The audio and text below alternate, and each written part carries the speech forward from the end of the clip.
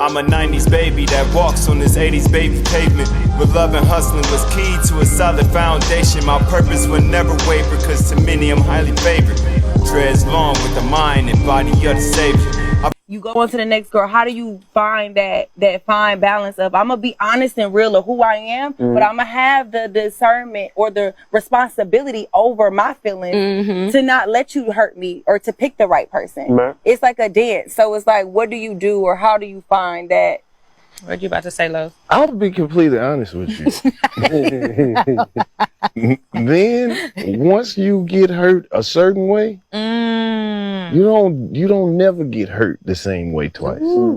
Because men, we familiar with patterns, because we pretty much do the same shit over and over again. And I was gonna say earlier, a lot of women would be happier with the guys that they're with if they stop trying to rush the men to change. Right. It takes men a long time to become the man that they're going to be. And sometimes women when the relationship gets stagnant, Patient, yeah. and then you decide that this is not for me no more.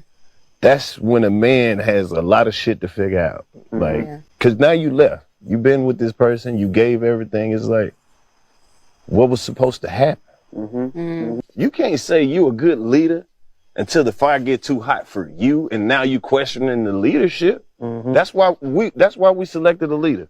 So when the shit get too hot in here, somebody can keep everybody calm. Got you. Don't question the leadership now when shit not going your way, or you're not seeing the results immediately. So you're saying you have to see that up You front. gotta trust me in the time where shit is hot. That's why I'm the leader. You said that I was the best one at handling shit under pressure. So now that the pressure's on and it's the fourth quarter, the game ain't over because the pressure on right now.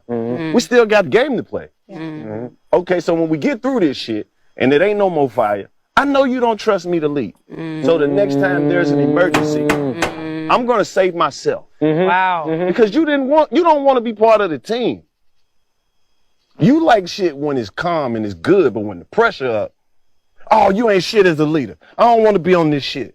That's what you risking everybody's life when you panicking like that. And sometimes these fires are false signs, so the other people can show you who they are. It's like God showing you. That's what it is. Hold tight, because you finna go through something, but you don't need that motherfucker right there. Right. And it's like, ooh. We started with 10 and then but 3 trust. Everybody else jumped ship. So we lost everybody who didn't trust us. You know better, you do better. As a man that has a connection to God and understand the design of a male and female's makeup, God created a man to be an intellectual, analyzing being. That's why he's a hunter. That's why he's the head, he's the protector, he's the provider. He's not an emotional being, because if you got to hunt and go out there in the darkness, there wasn't no street lights back when God created man. Wasn't no street lights, so when it got dark, you still got to stay out here and hunt. You can't go back home without nothing. You can't let your fear rule you. Those are your emotions. Thinking, you know I got to feed this family, so I got to think past my fear and be courageous and kill whatever I got to kill and bring this meat back to the house.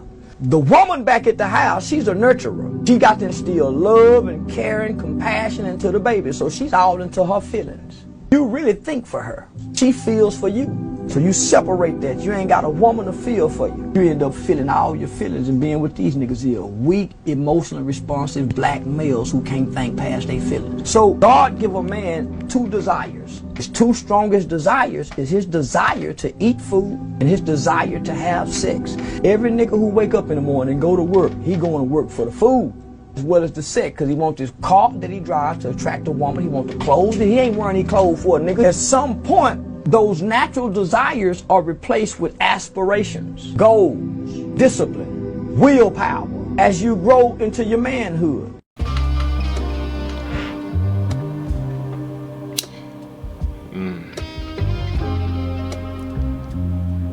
We're shaking, man. Let's talk.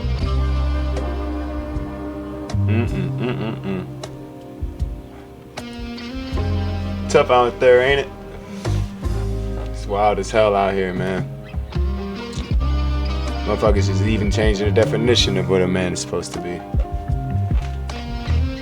But for the ones that's trying to figure this shit out, for the ones that's actually trying to learn something, let's sit here and try to brainstorm, because I can sit here as a man and tell you that I don't know, honestly, like, what the clear-cut perfect man other than the man Jesus Christ. You feel what I'm saying? Like, other than how he walked and how he moved. You feel me? There will never be no other perfect man, but you can always move like him. You feel me? So, outside of that, right? Say if we don't go on the religious tip and we want to try to pinpoint, you know what I'm saying? It's kind of hard not to, because even in the Bible it states not to follow man and to follow God. You feel what I'm saying? Even Jesus, when he was down here, was telling you to follow his Father. You feel what I'm saying? So it really gets even that deep in a sense. So I know from my studies and from what I believe and what I trust, you feel what I'm saying, that what a clear-cut man is by definition and in its structure is in the Bible. You feel what I'm saying? But someone has to introduce that to you. You feel what I'm saying? And then you have to trust it in order for it to be fact for you. Feel me? But outside of that, let's talk worldly in a sense. Let's talk in the world sense, right? Say why do in the Bible it state not to trust man, not to follow man, right? If we didn't have that example, you would look to the most successful man in your stratosphere. So if we didn't have TV, you would look at the closest quote unquote man in your stratosphere that you would deem to be a man. For an example, a lot of people grew up without fathers, right? So who do they look to for man like anything? Now a lot of their knowledge of what a man's supposed to be or what it's supposed to look like is coming from a woman's perspective, their mother. And if how they feel about the father, you feel what I'm saying, will deteriorate towards the kid and make them think of their father, aka a man, a certain way. So not only is their father getting a certain look, they're getting anyone that looks like this nigga gets that same look. See?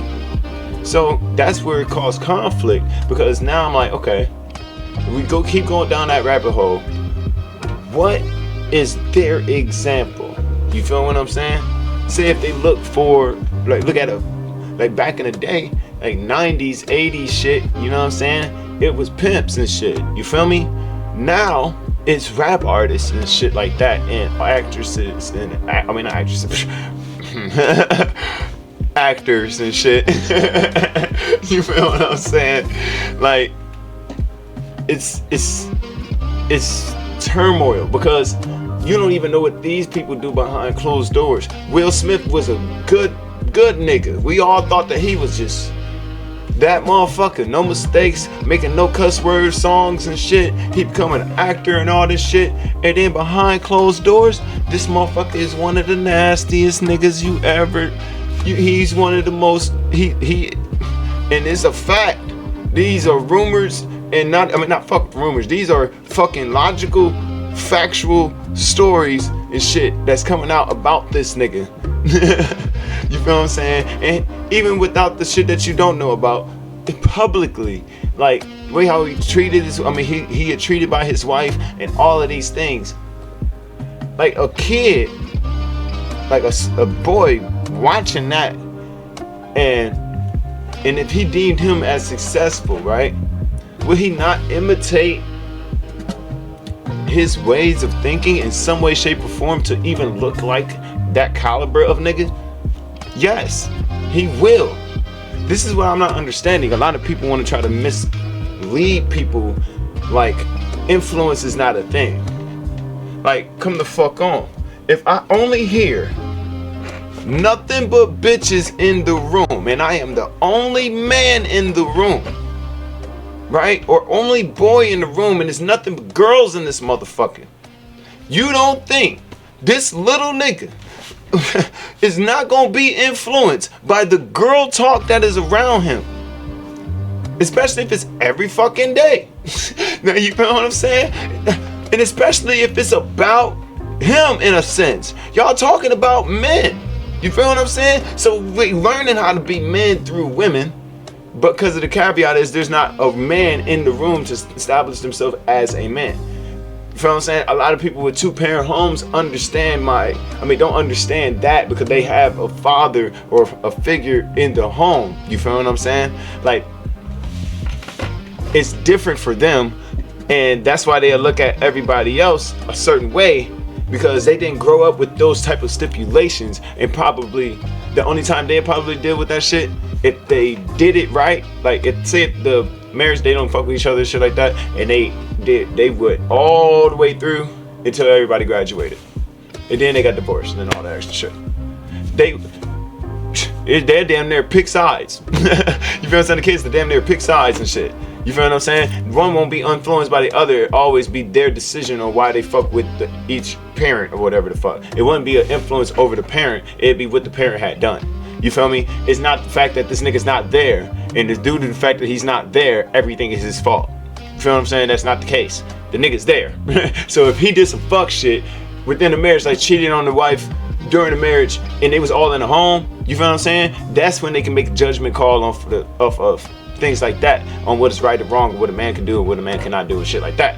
You feel what I'm saying? They got a fairer judgment because both parties is in the room. But I feel for the man or for the boy that don't have the father in the home, because his influences are very, very fucking important. And then this the thing, a lot of women, this is what y'all try to pull. Y'all would think of what a man's supposed to be, and then try to surround your son around those men as if those men can be fathers to that son. No. No matter how much he want to step up to the plate, no matter how good of a nigga he is, how much he even do whatever for the little nigga, no one, I'm gonna say this again and again, watch, no one can parent your son better than the father. No one can. You gotta, from genetic point of view and from all this point of view, no one can. No one can. So this is why it's important for you to decide who the fuck you lay with. Like, and that's important. Like, you gotta really peep game on that type of shit. Because I'm not saying that someone is not capable of teaching your son good morals and values and things like that, but it won't stick unless it stick for him. You feel what I'm saying? And it's gonna be because someone else taught him, not his father. That's why he got it. So say if his father taught him those same exact values, not only would that shit stick, it would stick so much so it would be part like of his DNA. It damn near click like the son is the car and the dad is the driver, and he's the only one that know how to deal with this fucking car because he made the car. See? He made the car. If you put another driver in the car, of course he's gonna be arrogant thinking that he can whip that motherfucker, but at the end of the day, that is not his car. But who is teaching us these things as men? You feel what I'm saying? You gotta go through the mud and hear it from a nigga fucked up war. It sound like a war story, nigga. You feel what I'm saying? When men come together and we get to talking and shit like that, it be sounding like fucking war stories, nigga. That's the only little safe space that you can really try to like brainstorm and try to figure out how a man's supposed to be or what a man looks like. You feel what I'm saying? It's crazy because, like I said, it's your influence. If you're not influenced by God, right, then you're influenced by something else, and that something else, if it deteriorates, if it moves you off of a pathway. Like, for example, me, I follow God. Fuck what you talking about. You know what I'm saying? Because I understood I was a man of many plans. Why? Because I wanted to prove my dad and my mom wrong. So I had my mom in the house with my stepfather, you feel what I'm saying, and my dad down the street. So I knew who the fuck my dad was. You feel what I'm saying? I knew who my dad was, and I respected both my father and my stepfather for the men they were. You feel what I'm saying? But I didn't know what the fuck a man. One nigga told me, man don't work, man don't eat. And then another nigga showed me the most logical shit of all time. But it was all behind a counter of a woman, and the woman was my mom. So I'm sitting there like, wait, he's the one that's getting hit with all the child support shit and getting hit with all this wild ass shit because he's not in the home taking care of me. He's over there in the other house. So, you know what I'm saying? Whatever that shit is whatever that shit is. You feel what I'm saying? I haven't done it because of that. I won't ever do it because I saw the struggle of what my dad had went through. I saw it, he had proof, and he gave it to me like physical. He didn't say shit to me. I had to see it for myself, like, oh no, this is an unfair situation. I would never want to be in this shit. And guess what? It's between my mom and this nigga. So I'm like, who the fuck can I talk to about this type of shit? My mom's trying to win in this situation, and my dad's trying to win in this situation. No one's gonna give me the honest truth behind said situations or said scenarios. It's all perspective or who wants to win the war between set parties. That's what it's always gonna be and always be about if it's not about no unity or love. It's always gonna crash. So what all the men is trying to gather up is basically, in my opinion, that's how I look at life, like fighting in a sense. We all developing different techniques to fight life, to fight how women like come through and try to use manipulative ways against us and shit like that. Like, and we learn from each other. We watch each other. You feel what I'm saying? And then we all look at somebody of another superior person, quote unquote, and we call him a man. Like, okay, Andrew Tate, that nigga's the ultimate man. He's the ultimate man. Like, that's him. We all supposed to now follow him. That's why you got a trade or not trade, but a legion of motherfuckers, like a legion of boys all following him because this is what the great man looks like. You feel what I'm saying? We finally got one on screen and shit like that, and instead of having one right here. See what I'm saying?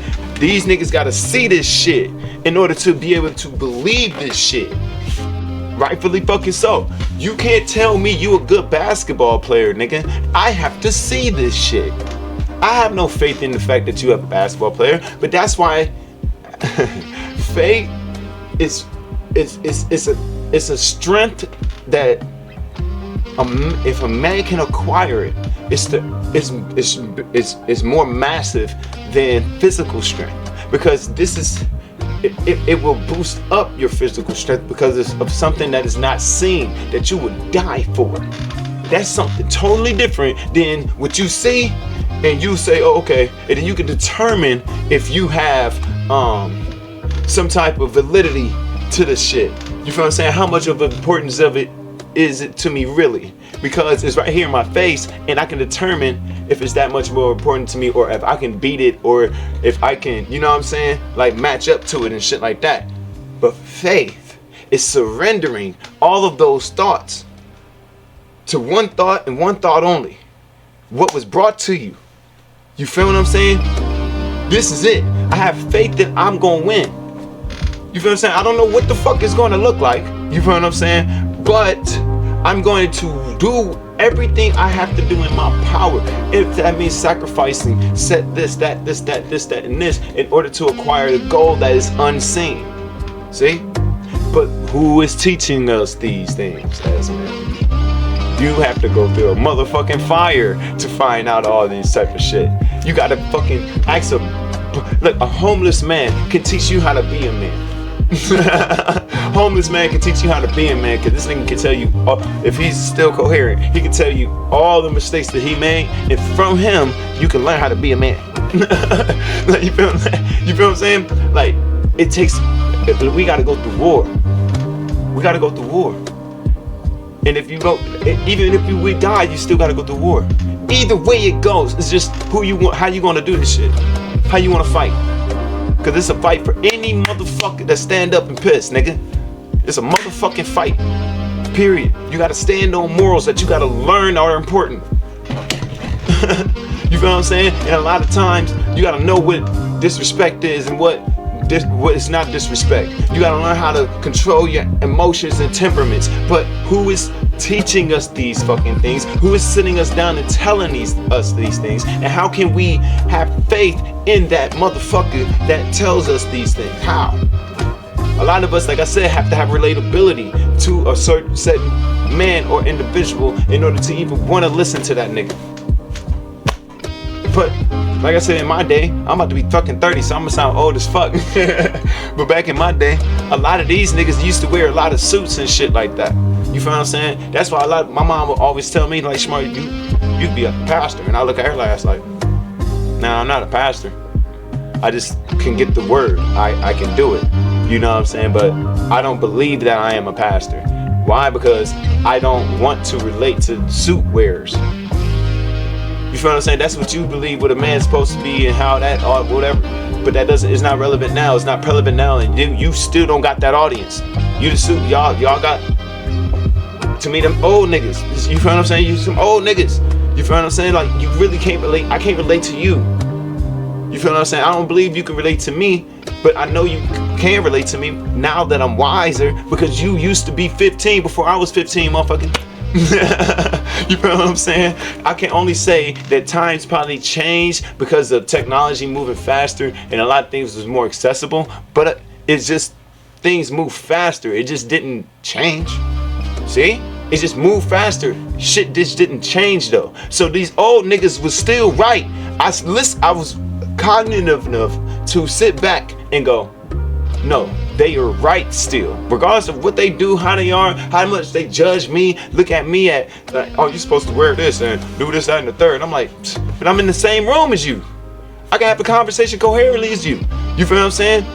They don't respect you as what you bring on the table, bring to the table as what you think as a man is. But like I said, there was people even probably before then would look at them the same way. So you have to understand timing, but listen to logic. Logic and wisdom, or wisdom, would never change, no matter what time it change. Time it will be. The logic still remain the same and it's still prevalent. Period. If you don't listen to it, you will fall as a man. You feel what I'm saying? Period. But we as young niggas gotta listen to the old niggas. Niggas that's 30, nigga, you an old nigga and a young nigga. You can mediate. Please mediate. Because who the fuck is teaching niggas how to be stable niggas? Motherfuckers say high value man, and what the fuck is a high value man? Are you fucking for real? Think about what I'm finna say.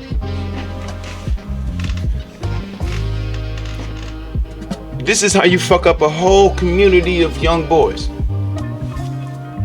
You pull up in the baddest car, right?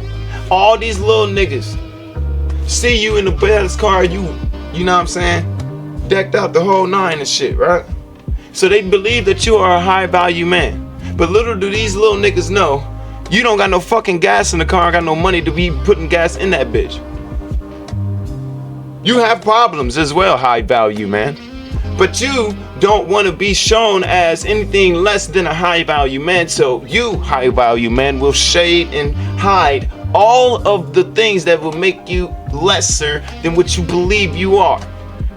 You feel what I'm saying? And the only way you'll believe that this is who you are is if other people validate it. So you'll be doing a lot of shit for other motherfuckers. And then demand some things like, I'm in this higher echelon of niggas, so you supposed to do this for me. Female's supposed to do that for me, and do this for me, and do that for me, because I'm a high value man. All because of materialistic things that make your value. So that same question, so high value men, what is the nigga that go home, that go to work, come home, bring the check to the wife, and chill out every day with the family? He don't got as much money as you, could clearly give it to the wife to do some dumb shit with it. You know what I'm saying? Like, he ain't really hurting for nothing, for real, for real. He ain't dressed to the nine like you, the whole nine and shit like that. The only time he really do some shit is when they really go out, and they really don't go out like that. Why? Because they a fucking family. You know what I'm saying? Doing low, you would say low vibrational shit. High value, man. You know, doing things that, you know, behind the scenes. Not being seen in the spotlight. Not that nigga, nah. Because you got it. High value, man. What is he to you? Feel me? Because you won't even give a fair assessment. You won't even say, I see what he's doing. The reason why I do this is because I have a ego complex. I have I demand people to make me feel a certain way. Tell the truth, nigga.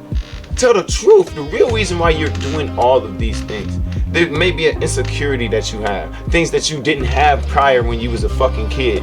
Like, I can at least respect it. You feel what I'm saying? You can be like, nigga, I was a nigga that didn't have shit. So when I got my money and shit, I bought every motherfucking thing, and I want everybody to know that I got it. Cool. I respect that, nigga. I respect that, nigga.